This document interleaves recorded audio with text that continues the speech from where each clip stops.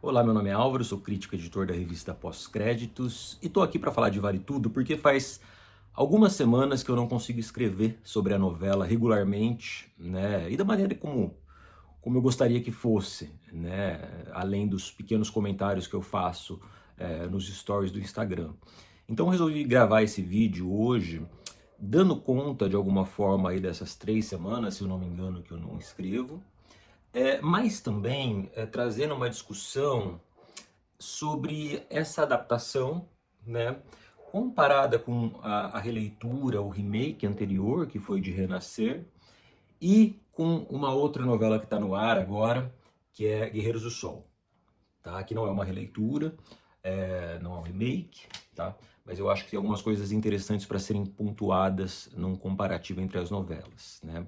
Então vale tudo, enfim, essas últimas 3 semanas aconteceram algumas coisas aí, né? Algumas coisas que ali, alguns esboços de pequenos arcos que não se concretizaram, a história dos bebês reborn, né? A própria historinha da sogra, da Consuelo, que eu achei que fosse fazer, às vezes, ali de uma outra personagem que tinha na novela original, que era a Dona Pequenina, que era uma personagem que tinha bem cara do Agnaldo Silva, inclusive, de que ele que escrevia. Mas pelo jeito não sei, acho que a personagem saiu ontem, não sei se volta, né? Mas eu queria me concentrar em algumas coisas, né? Há um novo desenho para Solange, por exemplo, que agora começa a se envolver com o Renato, né? Uma trama que não acontecia na original, né? Aliás, Renato é um personagem que muda muito de personalidade, né? Porque na Vale Tudo original ele era um dos homens mais íntegros, né? E aqui ele é um homem questionável, digamos assim, né? Bastante questionável. É, Raquel e Maria de Fátima continuam ali convivendo, né? Isso eu sinto um pouco falta de uma ruptura maior entre elas, né? E aí, essa é uma questão que eu queria trazer.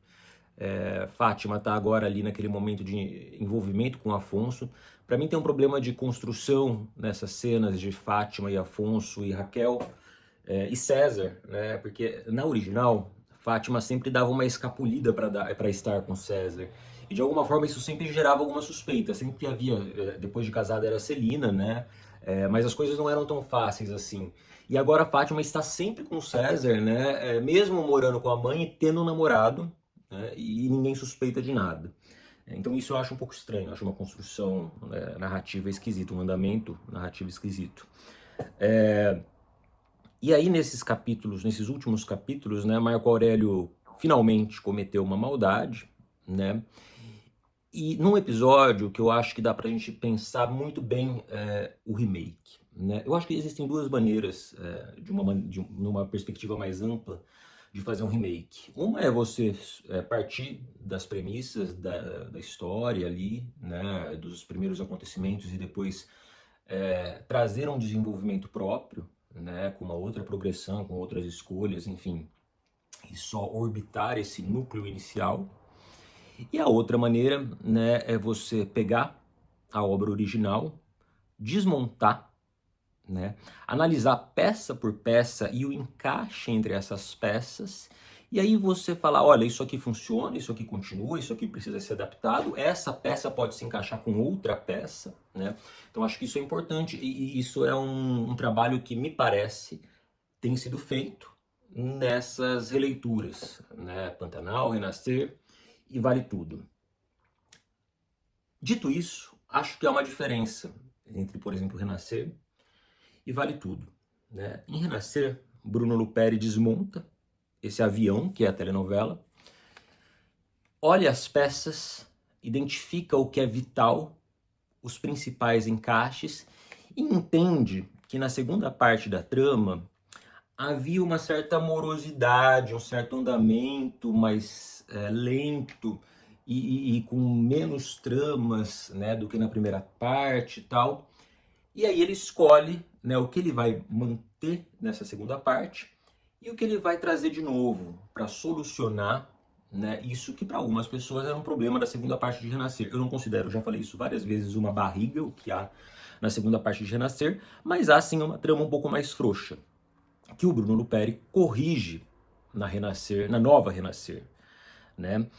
Eu acho o remake de Renascer um remake bastante acertado, é um remake com boas escolhas de roteiro, com boas escolhas de direção, né? Homenageando em alguns momentos a direção original, mas tendo uma outra personalidade, né? Dentro do que lhe era possível no novo padrão Globo de produção, né? De agora, estamos num outro momento com impedimentos. E aí sim, eu acho que como produção, a primeira Renascer, ela tem mais esmero e mais dinheiro, inclusive, do que essa segunda parece ter tido, né, ali como esforço de produção e como autorização, né, da própria emissora, né, o que se pode gastar ou não. Algo parecido acho que acontece em Vale Tudo, né, ainda que Vale Tudo seja uma novela que se passe no Rio, que tem ali uma série de economias nesse sentido, né, não era uma novela que se precisava viajar para a Bahia, como era na série original, né. Mas a Manuela me parece fazer, a Manuela Dias, a autora, me parece fazer um outro movimento. Ela olhou as peças, né? E de alguma forma parece tentar imprimir uma identidade própria, mas eu sinto uma certa desconfiança com o público, com a inteligência do público de acompanhar aquela narrativa original. Então tem muita coisa que me parece suavizada demais, às vezes rápida demais, né? Essas adaptações na personalidade dos vilões, né, de Odete e Marco Aurélio, até certa medida são interessantes, sim, né? Mas quando eu faço isso, eu preciso ter um cuidado com a construção dos meus protagonistas, né, para eles não perderem a simpatia e a empatia do público, né, e essa empatia ser transferida a quem não deve, né? E aí nesse sentido eu acho Raquel uma personagem que está um pouco apática, ainda que eu goste muito do tom que a Thaís Araújo imprima a ela. E aí chego no que eu queria contar, né? Que é a história ali, que me parece um caso muito ilustrativo dessa adaptação. A história do roubo da documentação de Sarita, né? Que é uma personagem nova, não existe na original, né? Na original o conflito era o seguinte: Cecília morria num acidente de carro, e Marco Aurélio tentava tomar a posada e os bens que Cecília e Laís tinham construído, né, constituído ali juntas, né, no matrimônio delas. No momento em que não havia regulação, legislação a isso, muito bem, né.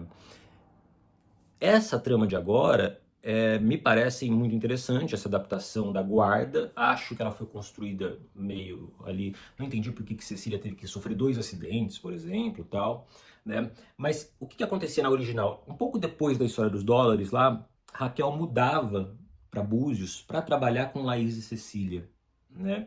E era inclusive Raquel que começava a falar assim: olha, vocês precisam fazer um testamento, tá? Não sei o que, papapá. Já meio que sobreavisando de alguma forma o público, né? Antecipando o que aconteceria, né? Que isso se tornaria um conflito de fato. Né? Então, quando Maria de Fátima despencava a Búzios para roubar o testamento de Cecília, né? E prejudicar Laís amando de Marco Aurélio, né? Tudo soava um pouco mais orgânico, porque Raquel já estava lá, né? E aí essas tramas se tocavam, né? O interesse de Marco Aurélio, de alguma forma, se cruzava com o fato de Raquel estar vivendo em Búzios com a irmã e a cunhada dele, né? Vale Tudo nesse sentido, é uma novela muito azeitada, muito bem engrenada, a original, né? Parece que todas as tramas eram construídas ali, uma olhando para a outra, e aí pensando os encaixes, né, entre esses plots todos, nos momentos oportunos, né? E aí, nesse sentido, é uma novela muito difícil de você desmontar e querer remontar outras peças, porque esse me parece um problema, né? A Manuela me parece querer corrigir coisas que não eram problemas, né? Pelo contrário, coisas que estavam muito bem engrenadas, né? E aí, a ideia desse roubo da documentação da filha adotiva é muito boa. É uma boa adaptação para essa trama. Só que Raquel não estava morando em Búzios nesse momento. E aí o que acontece? A Laís liga para Raquel e fala: ó, Raquel, minha filha caiu, né? A Cecília tá internada, tá em coma, e eu preciso de alguém aqui para cozinhar, me dar uma mão, porque eu vou receber um grupo enorme, não sei o que, papapá. Raquel despenca agora Paraty, né, não é mais Búzios, só para que, na verdade, abra brecha para Maria de Fátima roubar essa documentação, né? Então, me parece uma construção não só apressada, como às vezes ela testa o pacto, né? Aquela personagem teve que estar ali naquele momento, naquela hora certa, sem disfarçar muito bem essa construção, para que Maria de Fátima fosse até lá, né? Roubasse os documentos e entregasse a Marco Aurélio, né? Então, esse é o tipo de caso que eu acho que ilustra os problemas dessa adaptação. Aqui também tem acertos, tá? Não são só problemas. Essa trama, ainda não sei muito bem como é que ela vai evoluir, mas Maria de Fátima já recuperou esses documentos, devolveu à mãe, e aí Raquel me testa um pouco. Porque, poxa, essa menina que estava fazendo todo um teatro ali de regenerada tal, comete esse crime, rouba essa documentação, entrega a outra pessoa para atrapalhar um processo de adoção. Aí essa mãe fica muito brava, mas ao mesmo tempo, tá bom, você recuperou, então você já se redimiu, né? A Raquel de 88 jamais acho que permitiria isso, né, dessa forma. Então, ok, elas estão estremecidas, tal, mas aí ontem Maria de Fátima estava estudando para o vestibular, e aí Raquel já fica mexida, ai, minha filha dormiu nos livros, não sei o que, papapá.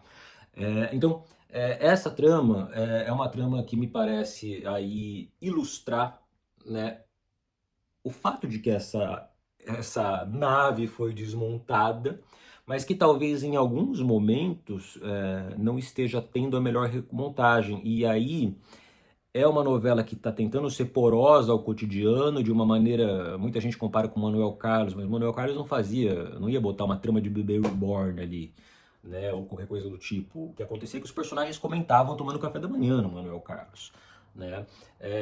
E não esses pequenos, né? Tem tramas que estão parecendo pequenas esquetes ali, né? Com arco, a própria trama da sogra. Hoje eu vi que César vai ser demitido, né? Acho que César pisou uma vez na TCA. Então, esse tipo de construção testa um pouco o nosso pacto e a verossimilhança da trama, né? Então acho que Vale Tudo hoje é uma novela, nesse momento, que está sendo muito segurada pelos atores, tá? Pela simpatia de alguns personagens, né? E, enfim, por um certo dinamismo que existe, mas que nem sempre é acertado, né? Uma outra questão é que a novela agora, com o andamento e já chegando à metade praticamente, né, a novela ela tem uma direção ali que eu não concordo com o conceito de brasilidade como central a essa direção. Ainda preciso fazer um vídeo falando por que eu não concordo, mas basicamente a ideia de brasilidade ela é muito complexa, mas ela está muito atrelada a uma espécie de um soft power otimista, né, do Brasil, com uma mistura de patriotismo, com identidade nacional, enfim. Enfim, não me parece, tem uma coisa meio turística ali, nessa visualidade da novela, no uso das cores, quase publicitária. E eu acho um erro isso, né, como centro da direção dessa novela. Mas a novela tinha momentos muito interessantes, pontualmente, de direção nas cenas, né? A casa de Celina, por exemplo, eu acho horrível na cor, no uso, parece uma coisa meio casa-cor, né? Um mostruário da Tokstok, mas como arquitetura ela é muito interessante. Já escrevi sobre aquele mezanino, né, no qual Heleninha apareceu e tal, e propicia algumas boas cenas ali. Mas conforme a novela está avançando, eu acho que a direção está tendendo a um suposto grau zero do estilo, que é uma coisa que não existe, né? Porque a partir do momento que eu ponho essa câmera aqui, eu estou enquadrando, por exemplo, a minha estante de livros aqui, estou escolhendo deixar de fora o cabo do aspirador de pó que está do lado aqui, né? E aí nessa escolha já é uma escolha estilística, né? Ainda que não haja rebuscamento nenhum nesse vídeo. Vale Tudo, essa nova versão, me parece perseguir esse grau zero do estilo que é inexistente, né? Mas algo próximo, ao que a gente chamaria de uma transparência, né? Uma direção que não chame a atenção para si e que deixe ali quase um naturalismo, de fato, que traz a essa trama. E aí a comparação que eu queria fazer, é possível fazer uma comparação com as duas, Renascer, com as duas versões, mas eu queria fazer a comparação agora com Guerreiros do Sol, que é essa novela da Globoplay, que está sendo muito elogiada, né?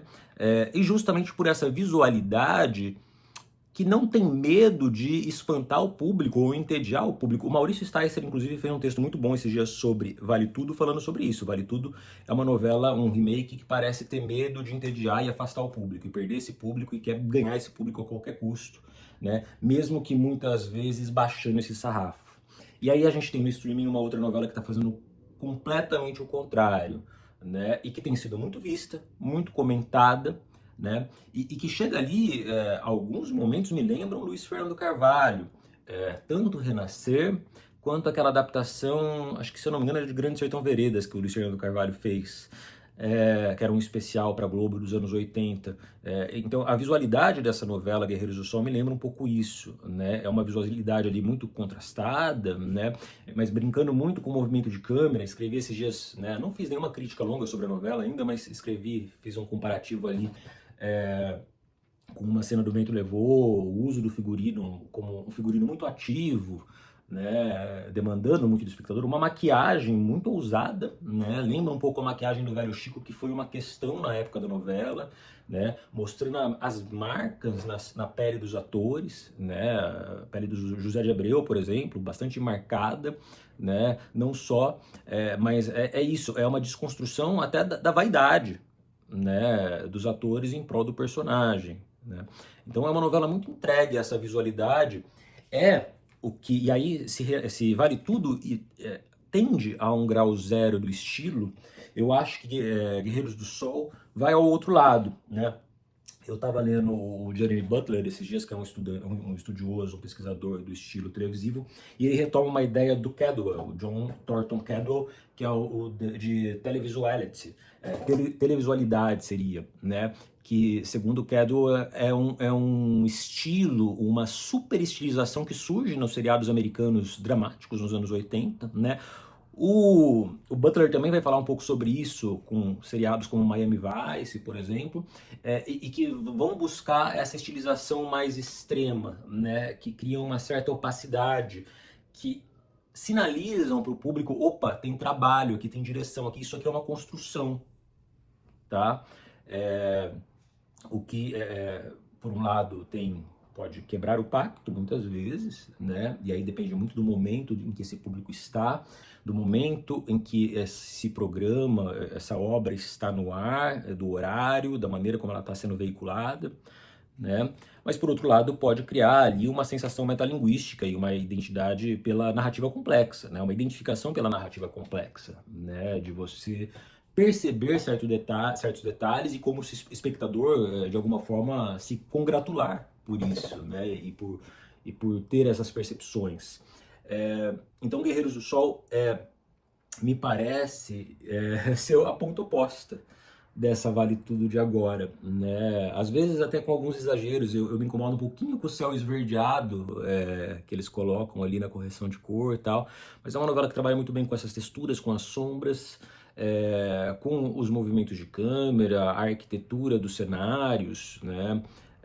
Constrói cenas ali muito icônicas, né? Sobretudo, eu acho que o personagem do Irandir Santos é um disparador, né, desses momentos de televisualidade muito acentuada. O momento em que ele atira na cabeça do cara e o sangue jorra na câmera, né? Que lembra um pouco o momento do Renascer, do Cacau lá, tal.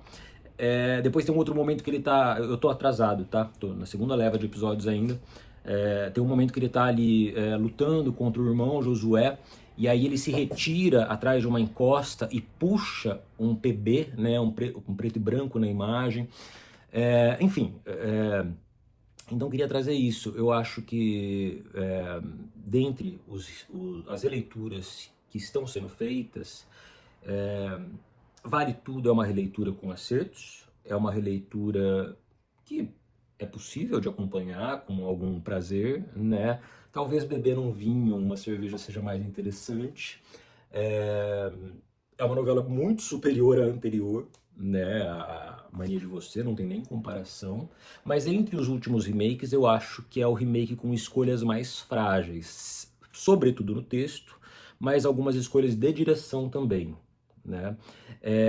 E uma das escolhas é uma escolha em que a Globo tem batido nessa tecla de infantilização do público, e o público não precisa ser infantilizado, né? Muito pelo contrário, a gente tem que confiar na inteligência do público e na sensibilidade do público. Prova disso é Guerreiros do Sol, que está sendo muito comentada. A gente não tem a audiência dessa novela, ainda, apesar de que parece que no Globoplay Novelas ela foi mais, ela é a audiência mais alta do canal, né?